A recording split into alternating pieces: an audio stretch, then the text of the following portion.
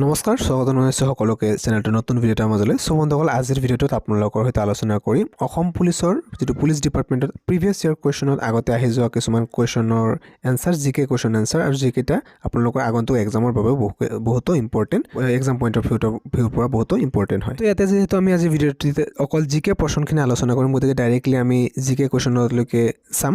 চ' 9 number কুৱেশ্যনটো চাওক, G20 Summit 2019 was held in, এইটো ইয়াতে যিটো 2018ৰ কুৱেশ্যন আছিলে সেইকাৰণে 2019ৰ যিটো আপোনালোকৰ G20 সেইটো আহিছিলে, কিন্তু এইবাৰ এনেকুৱা নাহে। তথাপিও মই এনসাৰটো কৈ দিছোঁ, ইয়াতে 9ৰ বিটো হ'ব কাৰেক্ট। ওচাকাত অনুষ্ঠিত হৈছিল, কিন্তু আপোনালোকৰ যদি 2020ত অনুষ্ঠিত হোৱা বুলি আহে সেইটো হ'ব 2022ত অনুষ্ঠিত হৈছিল ইণ্ডোনেছিয়া, আৰু 2023ত অনুষ্ঠিত হৈছিল আমাৰ ভাৰতবৰ্ষতে, লগতে 2024ত অনুষ্ঠিত হৈছে ব্ৰাজিলৰ, আৰু লগতে 2025 অৰ্থাৎ 2025 চনত G20 সন্মিলনটো সাউথ আফ্ৰিকা অৰ্থাৎ দক্ষিণ আফ্ৰিকাত অনুষ্ঠিত হ'ব। Next who is the director of the intelligence bureau, আইবিৰ ডিৰেক্টৰ বুলি কোন হয়? গতিকে এইটো সেই সময়ত আছিলে অৰবিন্দ কুমাৰ। চি নাম্বাৰটো আছিলে কাৰেক্ট, কিন্তু এতিয়া বৰ্তমান যদি আপোনালোকক সোধে এইটো হ'ব তপন ডেকা। চ' এইটো আপোনালোকে মনত ৰাখিব।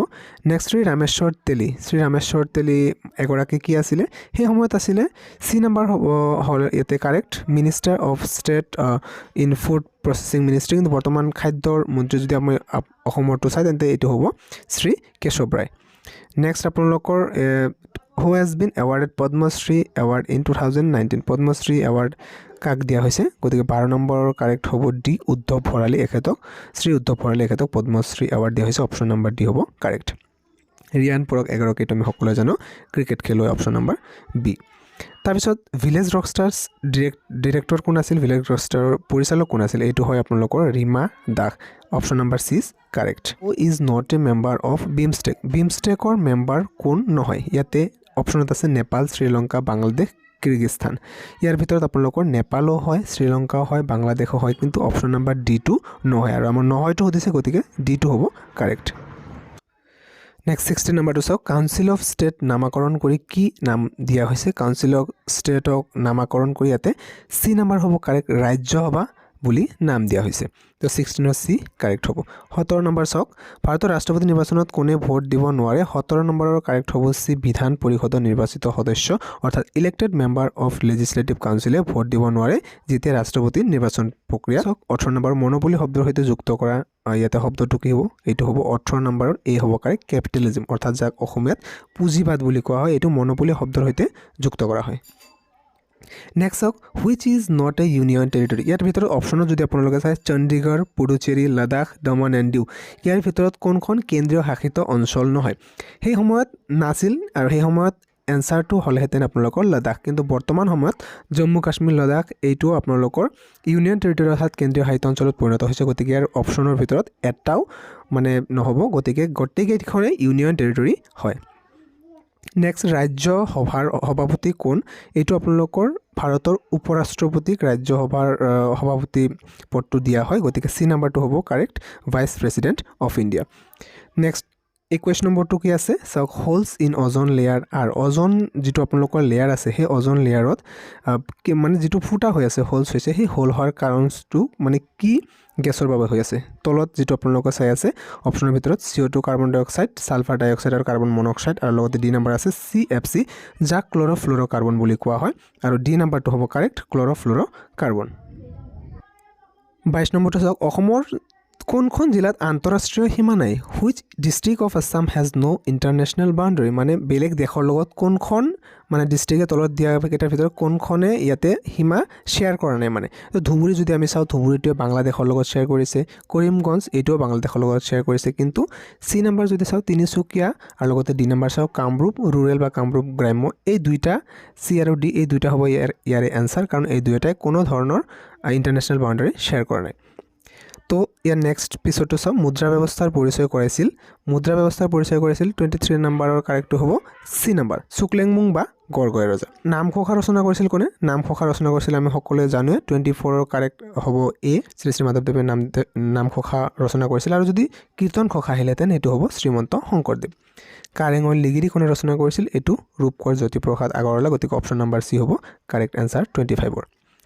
26 নম্বৰটো, ভাস্কৰ বৰ্মনে হৰ্ষ বৰ্ধনলৈ ৰাষ্ট্ৰদূত হিচাপে কাক পঠাইছিল? হুম Bhaskar Varman sent as ambassador to Harshavardhana তো ভাস্কৰ বৰ্মনে হৰ্ষবৰ্ধনৰ ৰাজসভাত সংহবেগ নামৰ কটকী পঠিয়াইছিল অপশ্যন নম্বৰ ডি হ'ব কাৰেক্ট চাওঁ 27 নম্বৰ মাধৱদেৱৰ জন্ম ক'ত হৈছিল 27 নম্বৰ যদি চাই ইয়াৰে কাৰেক্ট এনচাৰটো হ'ব চি আৰু গতিকে লেটেকু পুখুৰীত মাধৱদেৱৰ জন্ম হৈছিল 1935 চনত কোনখন চলচ্চিত্ৰই মুক্তি লাভ কৰিছিল ইয়াতে আমি সকলোৱে জানো 28 নম্বৰ এটো হ'ব কাৰেক্ট প্ৰথম অসমীয়া বোলছবি যিখন আছিল সেইখনেই 1935 চনত লাভ কৰিছিল জয়মতী 29 নম্বৰ চাওক এটা কোঠালিত যদি বহু সংখ্যক মানুহ আবদ্ধ কৰি ৰখা হয় তেতিয়া অক্সিজেন আৰু কাৰ্বন ডাই অক্সাইড বৃদ্ধি পাব নে কেৱল অক্সিজেন বৃদ্ধি পাব কেৱল কাৰ্বন ডাই অক্সাইড বৃদ্ধি পাব এটা কোঠালিত যদি মানুহ আবদ্ধ কৰি ৰখা হয় তেতিয়া চাওক সি নম্বৰটো হ'ব কাৰেক্ট কেৱল কাৰ্বন ডাই অক্সাইড বৃদ্ধি পাব কাৰণ এটা কোঠালিৰ ভিতৰত মানুহ আবদ্ধ কৰি ৰাখিলে বাহিৰৰ পৰাতো অক্সিজেন সোমাব নোৱাৰিব ভিতৰৰ মানুহখিনিয়েতো অক্সিজেন গেছ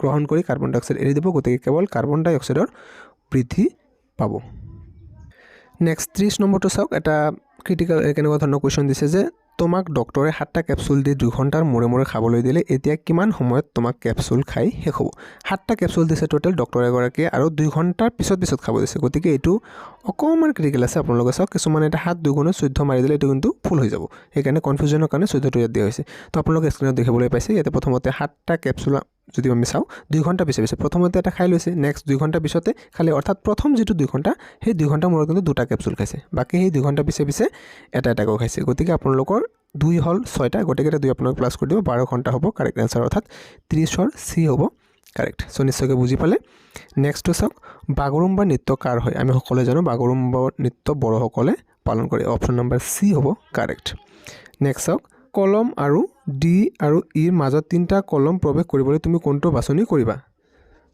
গতিকে 32ৰ ইয়াতে আপোনালোকৰ বি নম্বৰটো হ'ব কাৰেক্ট সিলেক্ট কলম ই নেক্সট 33 নম্বৰ আছে হেডাৰ আৰু ফুটাৰ কোনটো মেনুৰ পৰা তুমি ইনসাৰ্ট কৰিবা ইয়াতে আপোনালোকে 33 কাৰেক্ট এনসাৰটো হ'ব এ ইনসাৰ্ট মেনুৰ পৰা ৰো আৰু কলমৰ সমন্বয়ক অৰ্থাৎ একেলগে কি বুলি কোৱা হয় আৰু এই ৰো আৰু কলমৰ একেলগে আমি জানো সেল বুলি কোৱা হয় অপশ্যন নম্বৰ ডি হ'ব কাৰেক্ট 34ৰ নেক্সট ইয়াতে 91 নম্বৰটো আপোনালোকে চাওক in the national flag of India the Ashoka Chakra has যে ভাৰতৰ ৰাষ্ট্ৰীয় পতাকাৰ অশোক চক্ৰত আছে কি আছে ইয়াতে আপোনালোকৰ অপশ্যনৰ ভিতৰত চালে নিজে গম পাই যাব সি নম্বৰটো হ'ব কাৰেক্ট নীলা ৰঙৰ 24 ডাল দণ্ড আছে ইয়াত কনফিউজনৰ কাৰণে কলা ৰঙৰ 24 ডাল দণ্ড দিয়া হৈছে কিন্তু আমাৰ নীলা ৰঙৰহে আছে গতিকে অপশ্যন নম্বৰ সি হ'ব কাৰেক্ট 92 হ'ব চাওক fundamental duties war incorporated in the Indian constitution in the year ভাৰতীয় সংবিধানত মৌলিক কৰ্তব্য কিমান চনত সন্নিৱিষ্ট কৰা হৈছে মৌলিক কৰ্তব্য যেটো আছে এইটো আপোনালোকৰ 1976ত সন্নিৱিষ্ট কৰা হৈছে ভাৰতীয় সংবিধানত India soul lives in villages was said by ভাৰতৰ আত্মা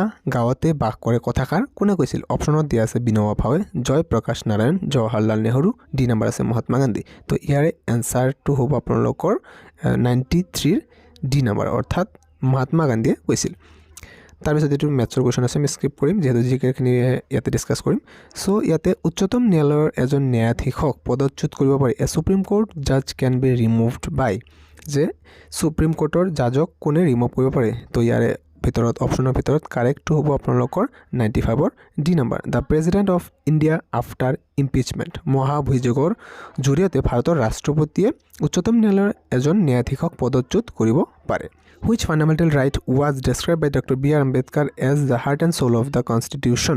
ভাৰতীয় সংবিধানৰ কোনটো মৌলিক অধিকাৰক ডক্টৰ বি আৰ আম্বেদকাৰ হৃদয় আৰু আত্মা বুলি মানে কৈছে সো ইয়াতে আপোনালোকৰ ডি নম্বৰটো হ'ব correct right to constitutional remedies অৰ্থাৎ সাংবিধানিক প্ৰতিকাৰৰ অধিকাৰ আৰু এই সাংবিধানিক প্ৰতিকাৰৰ অধিকাৰটো আৰ্টিকেলৰ সংবিধানৰ আপোনালোকৰ 32 নম্বৰ আৰ্টিকেলত লিখা আছে 97 নম্বৰটো চাওক how many members can be nominated to the Lok Sabha by the president of India লোকসভালৈ ভাৰতৰ ৰাষ্ট্ৰপতি কিমানজন সদস্যক মনোনীত কৰিব পাৰে সো ইয়াৰে 97ৰ কাৰেক্ট এনসাৰটো হ'ব এ অৰ্থাৎ লোকসভালৈ ভাৰতৰ ৰাষ্ট্ৰপতিয়ে দুগৰাকী সদস্য মনোনীত কৰিব পাৰে নেক্সট আছে what are the total number of the seats reserve for S N S T in Lok Sabha লোকসভাত ভাৰতৰ ইয়াতে লোকসভাত কিমানখন আসন এছ চি আৰু এছ টিৰ বাবে সংৰক্ষণ কৰা হৈছে তো অপশ্যনৰ কেইটা আপোনালোকৰ ইয়াতে যদি চাই ৰং আছে কাৰণ আমি জানো যে এছ চিৰ বাবে ভাৰতৰ লোকসভাত টোটেল 84টা অৰ্থাৎ 84টা আসন সংৰক্ষিত আছে আৰু এছ টি শিডিউল ট্ৰাইবসকলৰ বাবে 47 অৰ্থাৎ 47টা আসন সংৰক্ষণ কৰা আছে গতিকে ইয়াৰ অপশ্যন কেইটা গোটেইকেইটা ৰং আছে তো 99 নম্বৰটো চাওক the president of India address both the houses of the parliament assembled together at the commencement of ইয়াতে আপোনালোকৰ ভাৰতৰ ৰাষ্ট্ৰপতিয়ে দুয়োখন সদনৰ সভা একেলগে আহ্বান কৰি বক্তৃতা প্ৰদান কৰে এইটো আপোনালোকৰ অপশ্যন নাম্বাৰ C2 হ'ব কাৰেক্ট 99 অৰ্থাৎ এ আৰু বি দুয়োটা প্ৰত্যেক বছৰে আৰু লগতে লোকসভাৰ সাধাৰণ নিৰ্বাচনৰ পিছত ইয়াতে the constitution of India described India as a ইয়াতে ভাৰতীয় সংবিধানৰ মতে ভাৰতবৰ্ষৰ বিষয়ে কি অভিহিত কৰে তো ইয়াৰে অপশ্যন নাম্বাৰ C হ'ব কাৰেক্ট ৰাজ্যৰ সংঘ অৰ্থাৎ ইউনিয়ন অফ ষ্টেট সো ভিডিওটো ইমানেই আছিলে আজিৰ ভিডিওটোত আলোচনা কৰিলোঁ কেইটামান ইম্পৰ্টেণ্ট কুৱেশ্যন আগন্তুক এক্সামৰ বাবে আহিবলগীয়া ভিডিওটো যদি ভাল পাইছে লাইক এটা কৰি ৰাখিব আৰু যদি আমাৰ চেনেলটোত প্ৰথমবাৰৰ বাবে আহিছে আগন্তুক ভিডিঅ'সমূহ পাই থাকিবলৈ চেনেলটো ছাবস্ক্ৰাইব কৰি নিশ্চয়কৈ কাষত থকা বেল আইকনটো প্ৰেছ কৰি ৰাখিব নতুনকৈ পুনৰ এটা ভিডিঅ'ত লগ পোৱাৰ আশাৰে এতিয়ালৈ সামৰিছোঁ ধন্যবাদ